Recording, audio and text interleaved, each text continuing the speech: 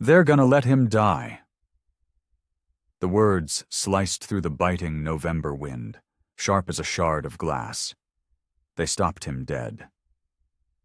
Julian Croft, founder of Apex Capital, a man who moved markets with a whisper and dismantled companies before breakfast, turned his head.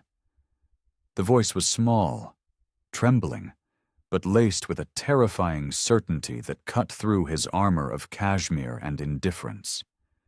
He'd just left a soul-crushing board meeting at Mount Sinai, a 3-hour marathon of numbers, projections, and veiled threats. The city air, thick with the smell of exhaust and roasted nuts, was supposed to be his reprieve before the waiting escalade swallowed him whole. Instead, there she was. A little girl, couldn't be more than 7, standing on the frozen sidewalk. Her coat was a size too big, the sleeves frayed, her mismatched gloves barely covering her chapped fingers. One cheek was smudged with dirt, her dark braids coming undone in the wind. She wasn't crying. Her eyes, wide and dark, were fixed on him with an intensity that unnerved him. Tucked under one arm was a worn-out stuffed elephant, one of its button eyes missing. If a story like this is already grabbing you by the throat, do me a solid. Hit that like button, drop a comment with your first impression, and make sure you're subscribed because we're just getting started. "Please," she said, her voice a little stronger now. She took a step forward, tugging at the sleeve of his $1,000 coat. "My brother, Leo, he fell. He won't wake up." Julian blinked, his mind struggling to shift from billion-dollar valuations to this grimy, desperate reality. A panhandler, probably. But her eyes, they held no grift, only raw, unadulterated terror. "The nurses, they keep saying we have to wait, but nobody's coming. They said he needs something for his heart, a special machine, but they won't get it." "My name's Mia," she added, as if anticipating his next question. "I'm 7. My brother Leo is 10. We were at the shelter and he fell down the stairs." She shivered, but her gaze never wavered. "He's sick, real sick, in his heart." A sniffle, a quick wipe of her nose with a gloved hand. She stood a little straighter, a soldier bracing for impact. "I saw your car. You're rich, right? My mama always said rich people don't have to wait in line." Julian stared down at her, a cocktail of annoyance, and a strange, unwelcome flicker of something else stirring in his gut. "I'm not a doctor, kid," he said, his voice rougher than he intended. "But you have money," she stated, not as a question, but as a fact of the universe. "And money makes people listen." Behind her, through the revolving glass doors of the emergency room, a commotion erupted. "We need a crash cart in triage 3, now!" Mia's eyes widened. Panic finally broke through her stoic facade. "That's him! That's Leo!" She spun around and ran back inside, a tiny blur of desperation, for a reason he couldn't name, a reason that felt like a ghost pressing a cold hand to his back. Julian followed. The chaos of the ER hit him like a physical blow. The smell of antiseptic, the cacophony of beeping monitors, the strained voices. Near the nurse's station, a boy lay on a gurney, his body limp, his face a waxy, terrifying gray. His lips were tinged with blue. His chest barely moved. A young resident was fumbling with an oxygen mask, his hands shaking. An older nurse stood by the phone, her voice tight but lacking the primal urgency the situation demanded. "I'm waiting for the on-call cardiologist to return my page," she said to no one in particular. "You're waiting for a damn page?" Julian's voice was a whip crack. It silenced the immediate area. "There's a child dying on your floor and you're waiting for a call back?" The nurse looked up, startled, ready to dismiss him. "Sir, this is a restricted area." Julian's voice dropped, becoming something cold and dangerous, the voice he used when he was about to financially ruin a man. "You're waiting for what? An approval form? A golden ticket from Willy Wonka? He's coding on your damn floor! Mia was at her brother's side, her small hand patting his cheek. Leo, wake up. Please, Leo. A senior physician, his face etched with fatigue, finally approached.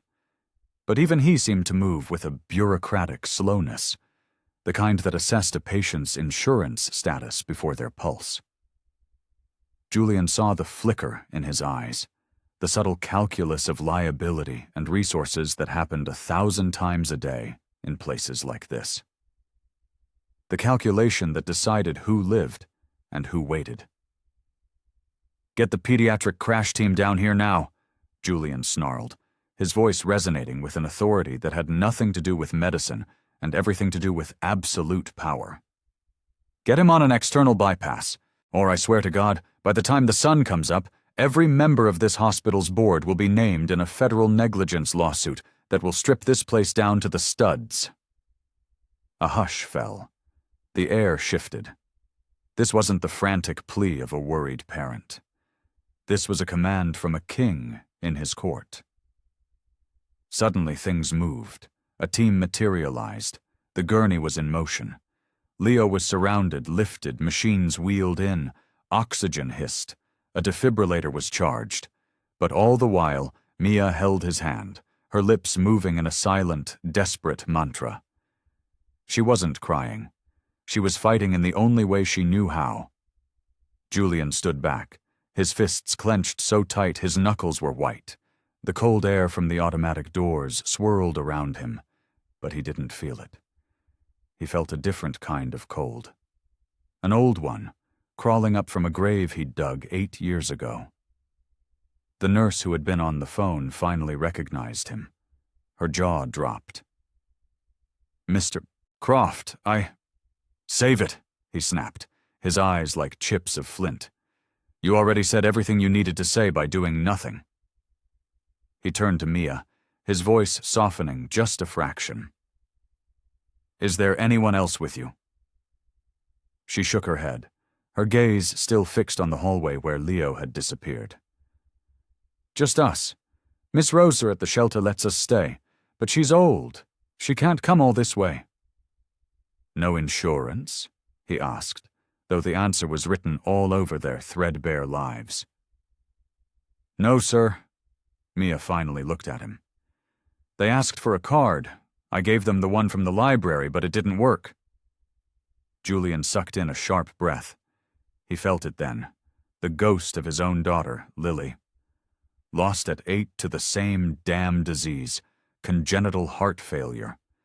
The same quiet fading, the same soundless suffering, the same agonizing wait for a heart that never came. Mia reached into her coat pocket and pulled out a crumpled, dirty dollar bill. She held it out to him. It's all I have, she said, her voice barely a whisper. But you can have it, for helping Leo. What do you think is going through Julian's mind right now? Is it pity, guilt, or something else entirely? Let me know your thoughts in the comments. Julian looked from the pathetic, folded dollar to her small, determined face. The lump in his throat felt like a stone. You keep it, he said, his voice hoarse. Buy him a soda when he wakes up. For the first time, a real smile touched Mia's lips. It was a tired, bruised thing, but it was genuine. I will. Julian didn't understand why his hands were trembling as he shoved them into his pockets, or why the sterile hospital air suddenly felt so hard to breathe. He only knew that something had irrevocably shifted. Not in the world, but inside him. And for the first time in nearly a decade, the man who could buy anything in the world realized he hadn't owned the one thing that mattered in a very, very long time. A reason to fight. The hallway outside the pediatric ICU was a sterile purgatory, smelling of bleach and quiet desperation. Julian sat on a hard plastic bench, his posture rigid, a stark contrast to the slumped shoulders of the other families waiting for news. He stared at the double doors that had swallowed Leo, each tick of the clock on the wall a hammer blow against his sanity. Minutes felt like hours. Mia sat beside him, her tiny legs swinging, not quite reaching the floor. She hadn't let go of the stuffed elephant, its one good eye staring blankly ahead. She wasn't crying. The stillness around her was profound, an ancient sorrow trapped in a child's body. Julian had seen grief. He'd seen it raw and loud in boardrooms after a hostile takeover, and he'd seen it silent and suffocating in his own empty mansion. Hers was different. It was a practiced, worn-in grief, the kind that had been a constant companion. "You don't have to be so strong," Julian said, the words feeling foreign and clumsy on his tongue. She looked up at him, her expression unreadable. "It's okay to cry, Mia," he added gently. She shook her head, a slow, deliberate motion. "Crying doesn't fix things." There was no bitterness in her voice, just a chilling pragmatism. He turned away, a muscle in his jaw tightening. This little girl had more composure than most of the CEOs he dealt with, and the thought was both admirable and deeply tragic. Across the hall, 2 nurses walked by, their voices low whispers. One did a double take, recognizing him. "That's Julian Croft," she murmured to her colleague. "The Apex Capital guy. The shark." Mia heard them. She turned to Julian. "Are you really a shark?" Julian let out a short, humorless breath. "Sometimes." Her brow furrowed. "Do sharks buy people new hearts?" He almost smiled. "Hearts aren't like stocks, Mia. You can't just buy them when the price is right." She looked down, considering this. "Then why do people say the rich never die?" Julian blinked. "Who says that?" "Everyone," she replied simply. "At the shelter. They say if you have enough money, you get to live forever." He leaned his head back against the cold wall. "Money can buy the best doctors, the best machines, the best rooms in the best hospitals, but it can't buy you more time on the clock, and it can't buy back a life that's gone." Mia didn't respond for a moment, just kept swinging her legs. Then, out of the blue, she asked, "Did you ever lose someone?" The question hit him like a physical blow. He thought about lying, about deflecting, but the truth was etched into every line on his face. "Yes," he said, his voice tight. "My daughter, Lily." Mia went still. "Was she little like Leo?" "She was 8. Mia nodded slowly. "Did she have a stuffed animal?" Julian closed his eyes, the memory sharp and painful. "A rabbit, a floppy one named Patches. Its ears were always crooked." "Did she die here?" Mia asked, her voice soft. He hesitated. "No, in a hospital in Boston." "Oh." Mia leaned her head against the bench. "I bet they didn't make you wait." That landed harder than a punch. Before he could formulate a reply, the ICU doors swung open. A doctor, Dr. Eris Thorne, emerged. He was a tall man with tired eyes and an air of quiet competence. He held a tablet in his hand, his face unreadable. Julian was on his feet in an instant. "How is he?" Dr. Thorne glanced at Mia before speaking to Julian. "He's stabilized for now. We have him on an external heart-lung machine. But his heart function is critical. It's failing, rapidly." He paused. "We can't proceed with any long-term treatment protocols, including listing him for a transplant, without a legal guardian's consent." "I'll sign," Mia said, hopping off the bench.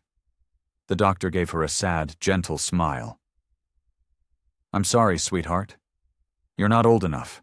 "She's all he has," Julian cut in, his voice sharp. "I understand that, Mr. Croft," Dr. Thorne said calmly. "But without a legal guardian or a court order, my hands are tied. We can maintain him, but we can't authorize invasive, life-altering procedures." Julian's tone turned to ice. "So let me get this straight. You're going to keep him in a holding pattern, sedated and on a machine, until a piece of paper shows up? A piece of paper that, for a child in his situation, might as well not exist? And what if it's too late by then?" Dr. Thorne flinched. That's not a fair assessment. Fair? Julian took a step closer. Neither is a 10-year-old boy dying because of a bureaucratic technicality. There was a tense silence. Is there anyone we can call?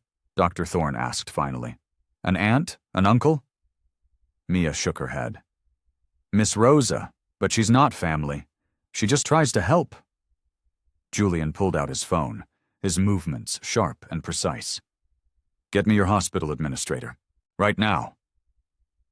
Sir. I'm not asking, Julian said, his eyes boring into the doctor's. I'm telling you. Dr. Thorne hesitated for a split second, then gave a curt nod and walked down the hall. Julian sat back down, the adrenaline leaving him feeling hollow. Mia was watching him, her expression a mixture of awe and fear.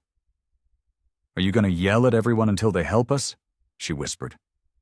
He looked at her, then at the ICU doors. I might have to. She seemed to think about that. Then, so quietly he almost didn't hear it, she said, I'm glad. They sat in silence once more. Finally, Julian turned to her. Are you hungry? She gave a single small nod. He stood and held out his hand.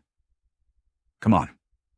Let's go find something in this God-forsaken building that passes for food. Mia took his hand. Her fingers were impossibly small and cold in his. They walked to the hospital cafeteria, Julian shortening his long strides to match hers. In the elevator, she looked up at him, her head barely reaching his waist.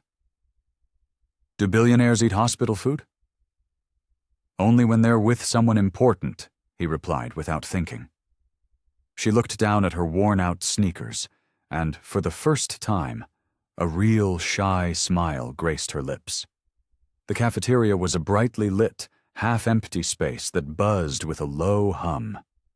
Julian guided her to the food line. The options were bleak. Lukewarm chicken fingers, gluey mashed potatoes, overcooked green beans. Mia looked at it all with a critical eye.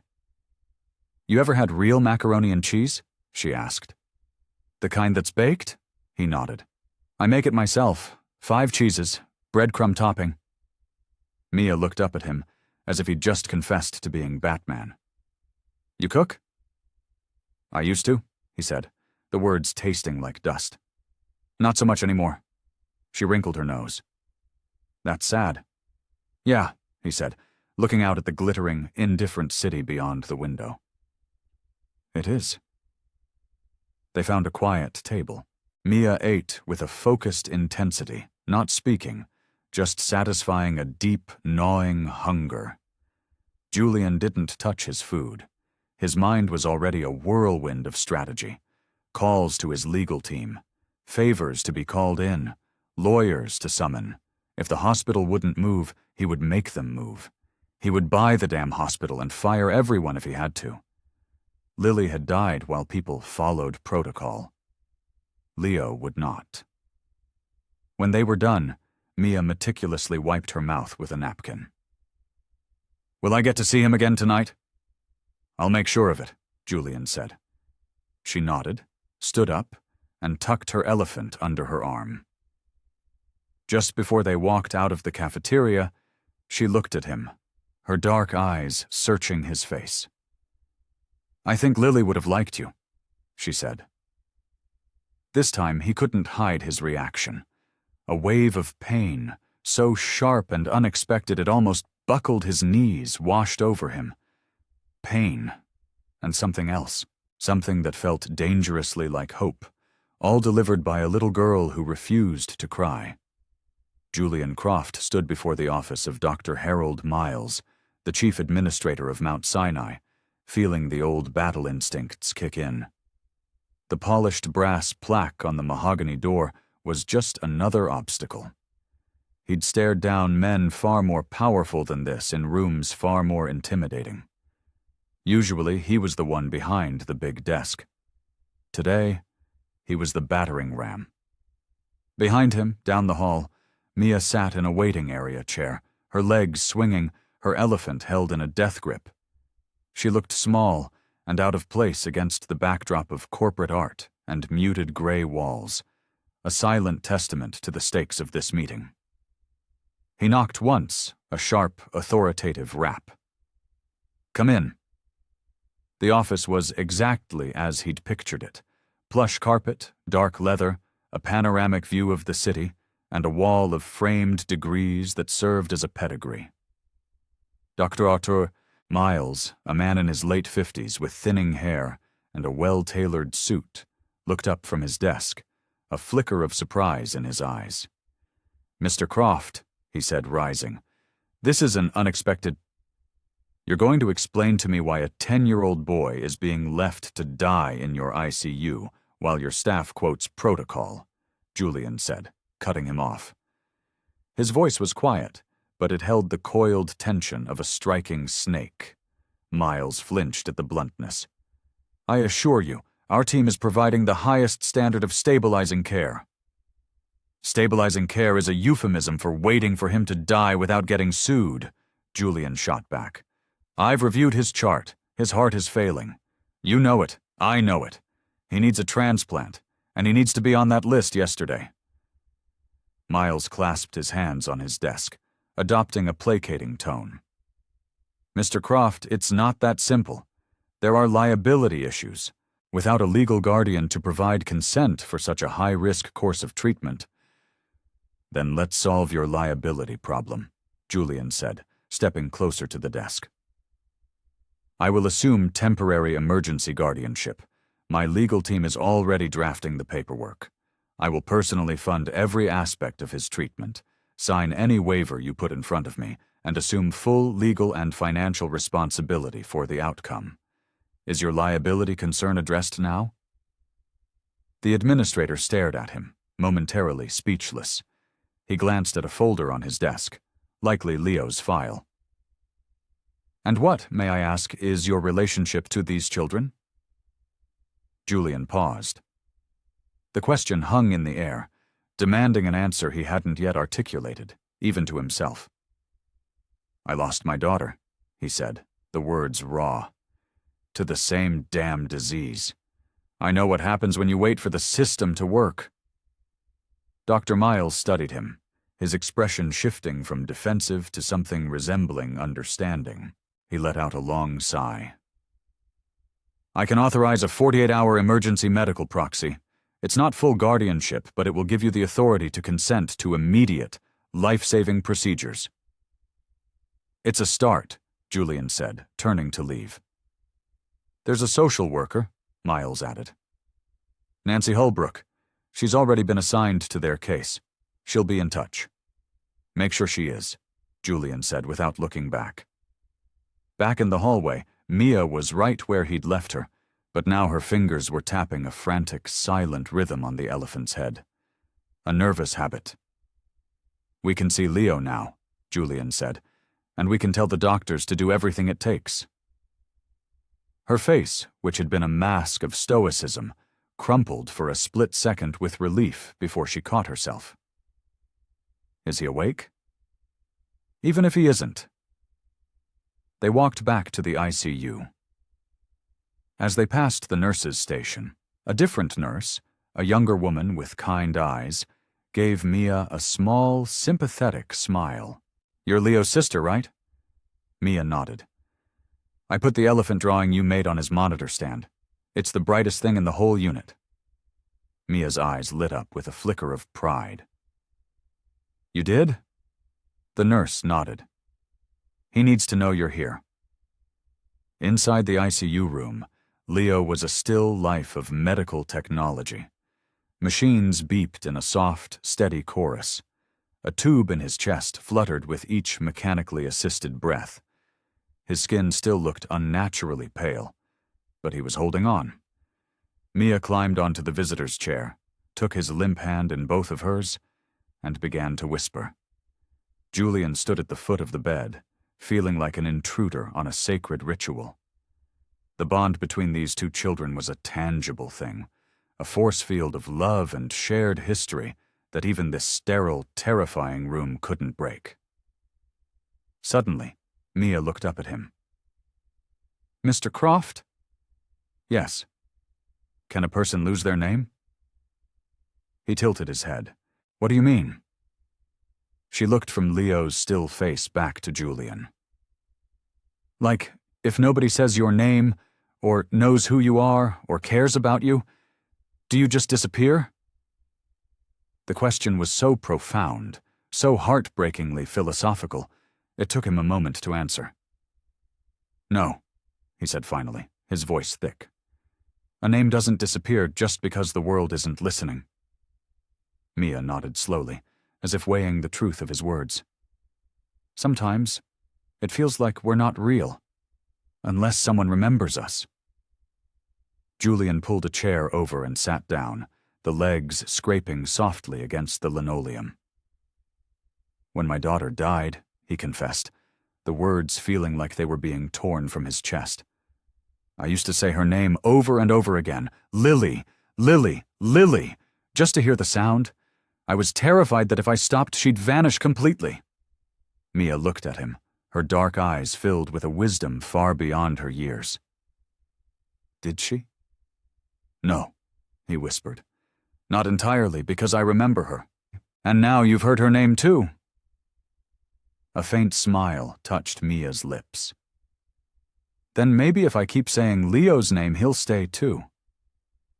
They sat in the quiet, the silence punctuated only by the rhythmic beeping of the machines. A few minutes later, the kind nurse returned with a warm blanket. Visiting hours are technically over soon. I'm staying, Mia said, her voice small but firm. Julian looked at the nurse. She's staying, with me. I'll take full responsibility. The nurse hesitated, then gave a slight nod. I'll see what I can arrange. After she left, Julian looked at Mia. I'll meet with the social worker tomorrow. We'll figure this out. We'll make sure Leo gets everything he needs. Mia tilted her head, her gaze direct. Why are you doing all this for us? Julian looked at the small boy in the bed, looking so much like his own lost child, and then back at the fierce little girl beside him. Because someone should have done it for Lily, he said, and nobody did. Mia reached out and took his hand. Her touch was small, warm, and trusting. And in that moment, Julian knew this wasn't about guilt anymore. It wasn't about charity. It was the beginning of something terrifying and new. It was responsibility. Not to a board, or a stock price, or a legacy, but to two children the system had forgotten. Two children who, against all odds, had just found a reason to be remembered. The sun had barely crested the Manhattan skyline when Julian arrived at the hospital the next morning. His suit was immaculate, but the dark circles under his eyes told a story of a sleepless night spent on the phone.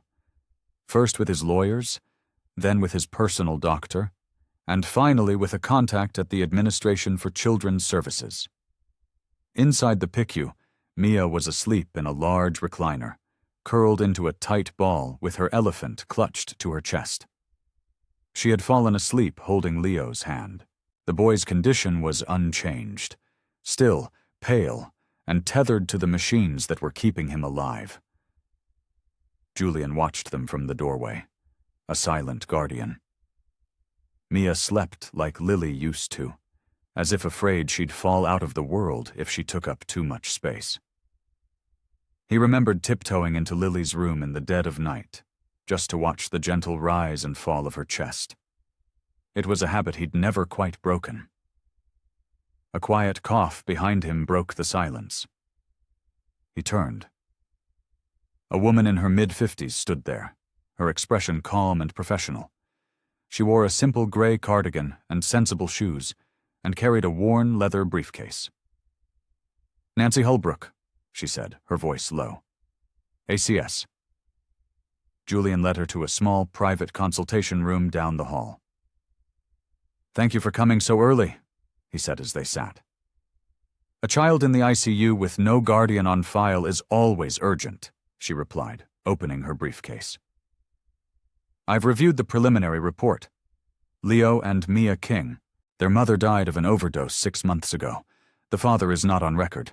They've been staying with an elderly neighbor, a Miss Rosa Davis, but there's no formal arrangement. It's a mess, Julian stated. Nancy nodded, her eyes not leaving the file. I've seen worse. He leaned forward, getting straight to the point. I want to petition for full legal guardianship, not just temporary, permanent. My lawyers are preparing the case. I will provide for their education, their health care, their future. I will establish trust funds. I will assume full responsibility. Nancy finally looked up, her gaze sharp and appraising. Mr. Croft, with all due respect, men in your position don't typically adopt children out of an emergency room. This isn't a charity auction. They found me, he said simply. I didn't go looking for them. She studied him, her expression unreadable. You understand what guardianship entails, don't you? It's not just writing checks and making press statements. There are home studies, psychological evaluations, background checks, and more than that, it's a lifetime commitment. These aren't a PR project, they're children. I know what they are, he said, his voice quiet but firm. Her tone softened slightly. Why them? Why these two? He didn't hesitate. Because they remind me of who I lost, and because I can't live with myself if I turn my back on them now. She closed her folder, her decision seemingly made. All right, Mr. Croft, let's go meet the little girl. When they returned to the ICU room, Mia was just waking up, rubbing the sleep from her eyes. Mia, this is Miss Holbrook, Julian said gently. She's here to help us.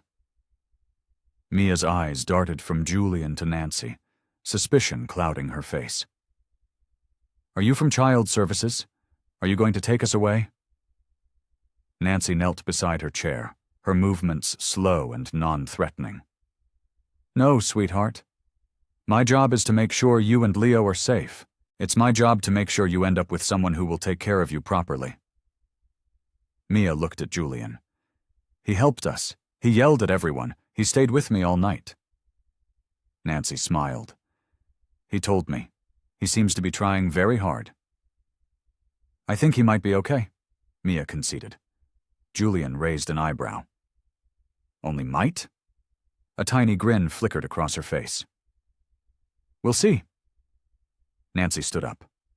I'll need to conduct a home visit this afternoon, Mr. Croft, to begin the placement paperwork. He nodded. You'll find my home quiet and clean, and far too big for one person.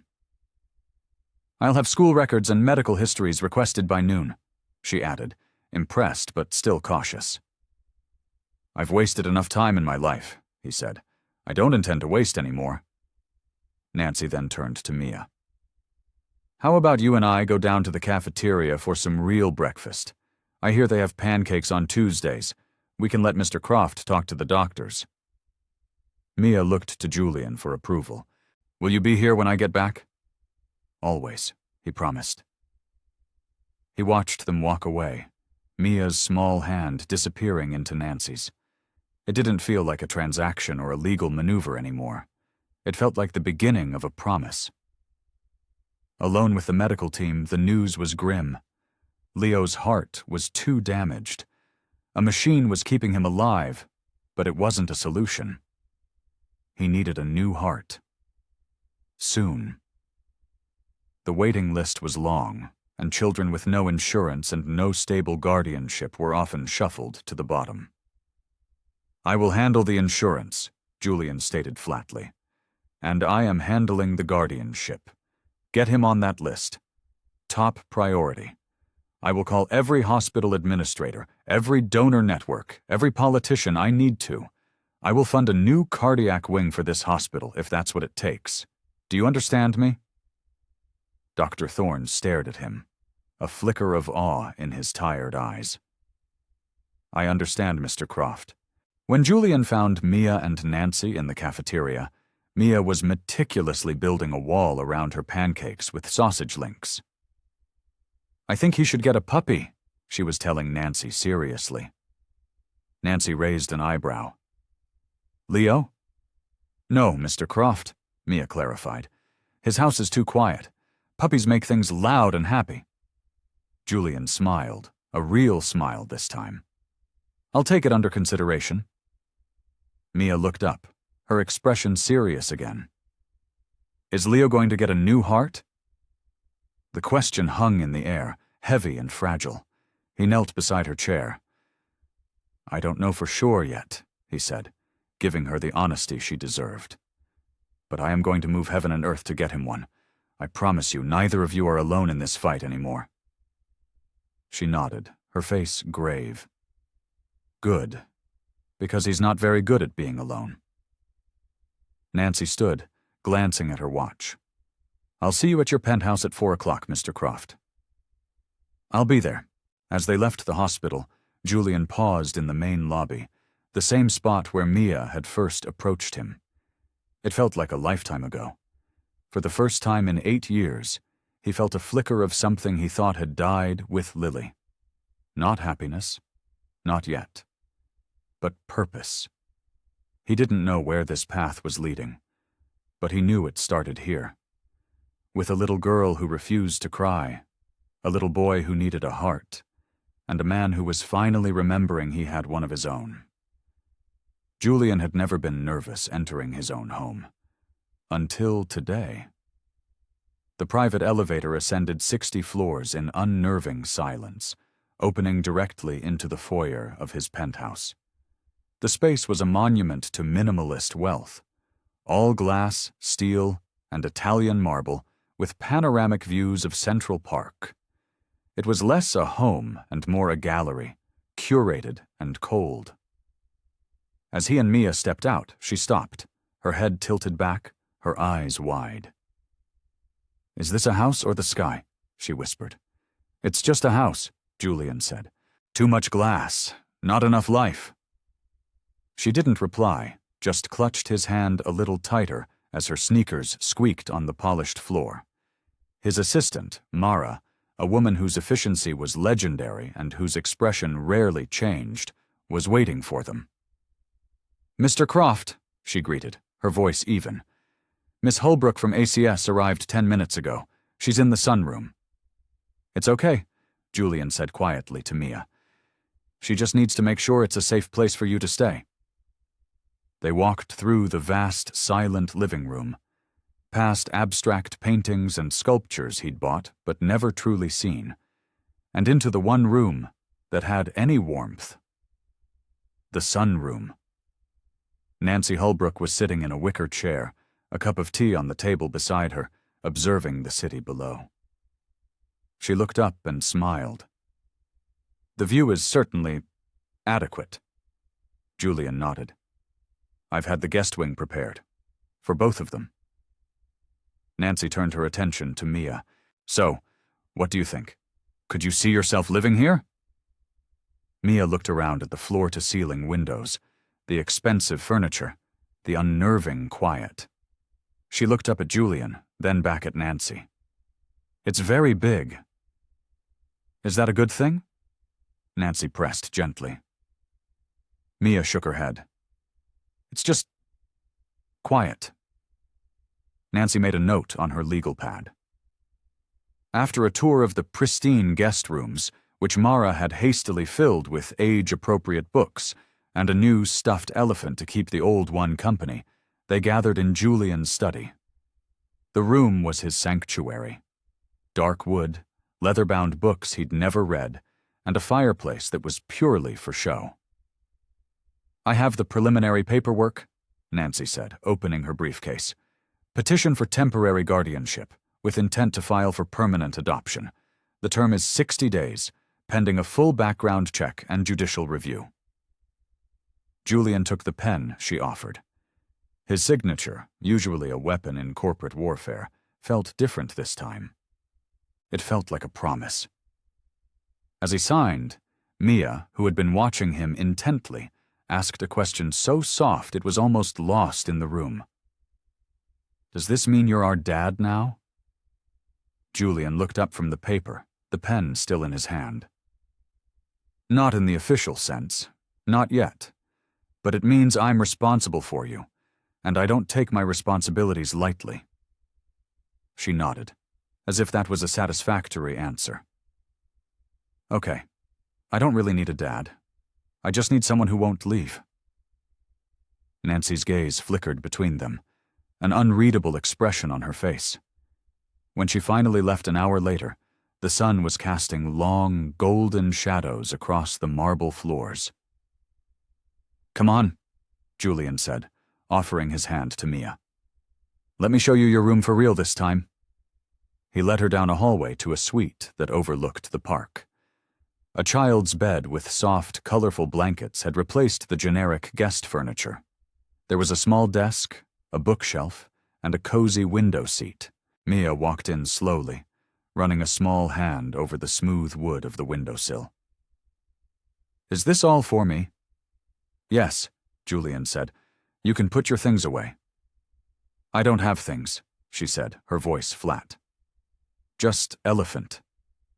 She held up the stuffed animal. He nodded, a pang hitting his chest. "Then we'll get you some things, but only the ones you choose." She sat on the edge of the bed, her feet dangling. "It smells like lemons in here." "That would be Mara," he said. "She wages a one-woman war against dust." Mia giggled, a small, surprising sound. Then she grew quiet. "Is it okay if I don't want to sleep by myself?" Julian hesitated. "You want me to stay?" "No," she said quickly. Can you leave the door open? Just in case Leo calls for me." "I'll leave it wide open." Later that night, Julian sat in his home office, the city lights a glittering tapestry below. The phone pressed to his ear. "No, I don't care about the waiting list protocol, Steve," he said, his voice low and dangerous. "You will call every pediatric transplant center in this country. You will leverage every contact we have. I will fund the transport, the surgery, the aftercare. I will buy a damn jet to fly the heart here myself. Make it happen." He hung up and leaned back, rubbing the bridge of his nose. He hadn't fought this hard for anything in 8 years. Not since Lily. A soft knock made him look up.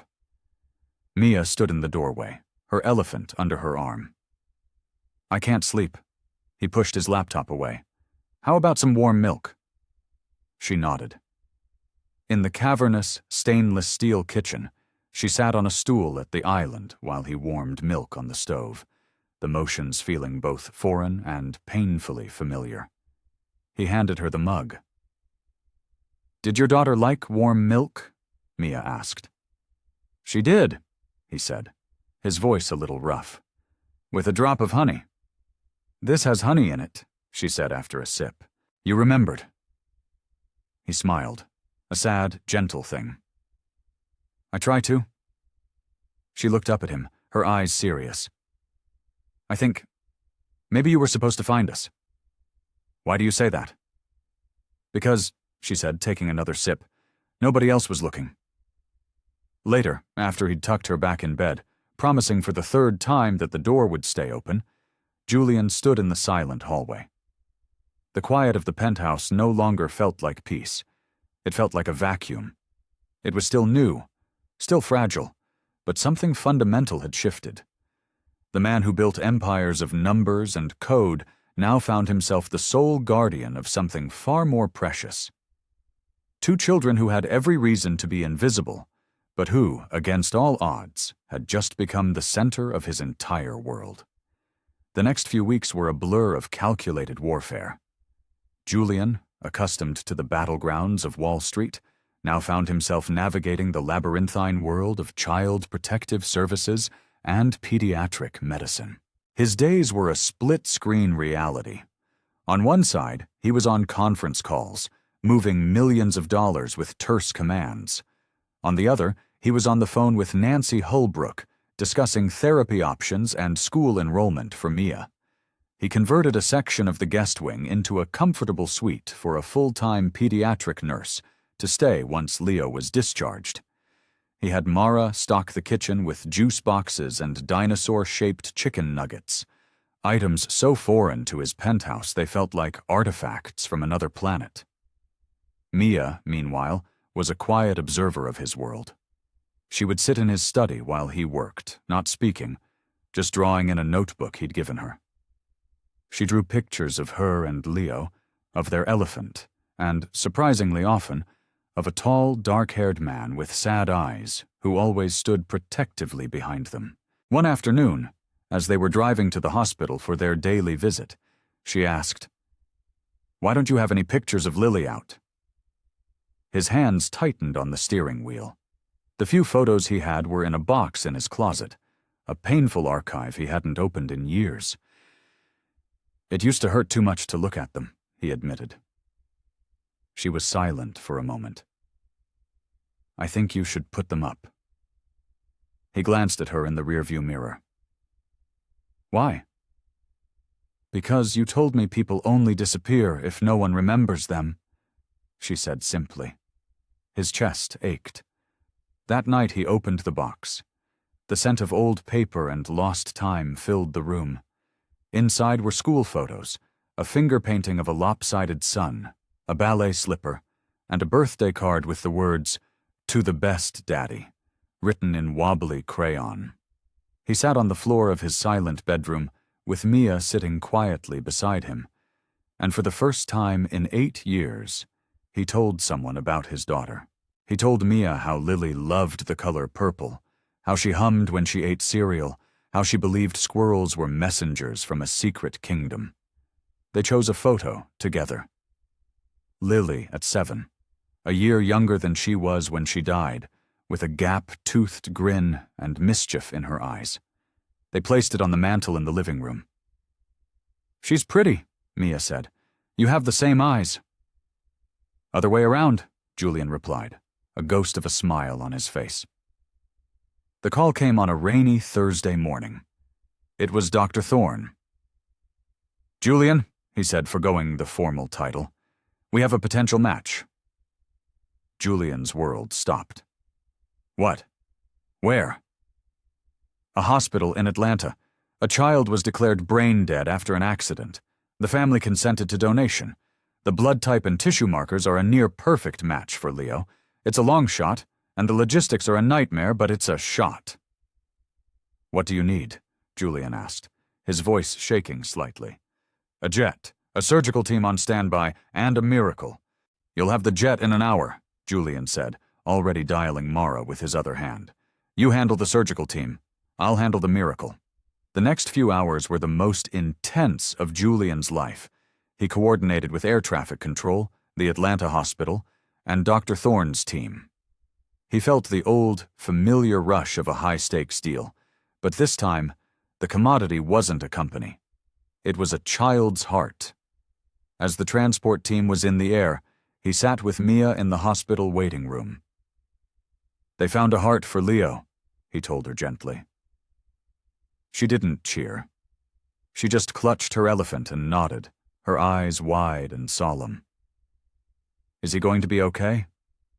"They're going to do everything they can," he said. The surgery lasted 7 hours.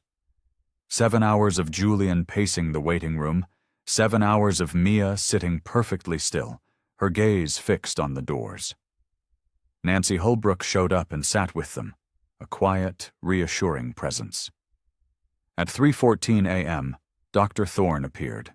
He had his surgical mask pulled down, and his face was etched with an exhaustion so profound it seemed to have settled in his bones, but his eyes were bright. "The transplant was a success," he said, his voice thick with emotion. "The new heart is beating. He's in recovery. He's stable." Julian sagged against the wall, a wave of relief so powerful it left him weak. He looked at Mia. For the first time since he'd met her, tears were streaming down her face. Not loud, messy sobs, but silent, steady tears. She didn't wipe them away. She just let them fall. He knelt in front of her and pulled her into a hug. She buried her face in his shoulder and held on, her small body trembling. In the sterile silence of the hospital hallway, Julian Croft held his daughter and cried with her. A week later, Leo opened his eyes. Mia was there, holding his hand. "Hey," she whispered. He looked at her, then around the room, confused. "Bear?" he murmured. his voice raspy. She pressed the stuffed elephant into his hand. Julian stood in the doorway, watching. He didn't enter. This moment wasn't his. It belonged to them. But as he watched Mia chatter away to her brother, telling him all about the big house in the sky and the man who cooked 5-cheese macaroni, he knew something with absolute certainty. This was his family. Messy, broken, and forged in crisis, but his. The day Leo was finally discharged from the hospital was a monumental occasion. He was still weak, still pale, but he walked out of those automatic doors on his own 2 feet, one hand holding Mia's, the other holding Julian's. The quiet of the penthouse was shattered by the happy, hesitant sounds of a child rediscovering home. Life settled into a new, fragile rhythm. There were doctor's appointments, medication schedules, and tutoring sessions. There was also laughter. Mia teaching Leo how to play a video game on Julian's massive television. Leo, in turn, teaching Julian the proper way to build a pillow fort in the living room. One evening, Julian was in the kitchen, attempting to replicate a recipe for dinosaur-shaped pancakes he'd found online, when his phone buzzed. It was a news alert. He glanced at it, and his blood ran cold. The headline read, "The Miracle on Fifth Avenue. Billionaire Julian Croft adopts sick orphans in heartwarming tale." The story was everywhere. A nurse, eager for her 15 minutes of fame, had sold the details to a tabloid. It painted him as a saint, a savior. It was exactly the kind of attention he had fought to avoid. The next morning, the doorbell rang. It was Nancy Holbrook, and she did not look happy. "We have a problem," she said, holding up a legal document. A big one. A woman named Charlene Parks, their mother's estranged sister, had seen the news story. After years of silence and refusing to be involved in the children's lives, she had filed a petition with the family court. She was challenging Julian's guardianship. She wanted custody of the children. "On what grounds?" Julian demanded, his voice tight with fury. "Blood," Nancy said, her expression grim. "She's arguing that family should be with family, and she's implying that you, a single billionaire with a tragic past, are an unstable and potentially manipulative guardian." The battle for Leo's heart was over. The war for his family had just begun. And Julian knew this fight would be dirtier and far more vicious than any he had ever waged before. But looking at Mia and Leo, who were in the living room building a tower of blocks, he knew one thing. He would not lose. He would burn the world down first.